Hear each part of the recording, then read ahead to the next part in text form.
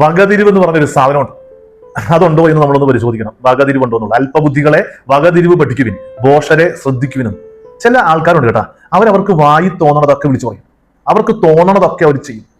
തോന്നിയവാസം ചെയ്തിട്ട് വായി തോന്നണതൊക്കെ വിളിച്ചു പറഞ്ഞിട്ട് അപ്പോഴൊന്നും ചിന്തിക്കുകയില്ല. അത് കഴിഞ്ഞ് എന്തേ നീ അങ്ങനെ ചെയ്തേ, എന്തേ നീ അങ്ങനെ പറഞ്ഞേ എന്ന് ചോദിച്ചാൽ അപ്പം അവർ കുറെ ന്യായീകരണങ്ങൾ ആലോചിച്ച് കൂട്ടിക്കൊണ്ടുവരും.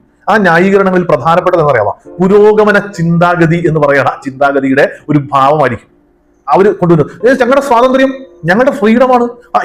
ഞാനൊരു മനുഷ്യനല്ലേ, ഞാനൊരു വ്യക്തിയല്ലേ, എനിക്ക് അങ്ങനെ സമൂഹത്തെ ബോധിപ്പിക്കേണ്ട കാര്യമൊന്നുമില്ല, അങ്ങനെ സമൂഹത്തിന് വേണ്ടിയൊന്നും അല്ല ഞാൻ ജീവിക്കുന്നത്, എനിക്ക് അവരാരും ചെലവൊന്നും തന്നില്ല. ഇങ്ങനെ ഡയലോഗാണ്.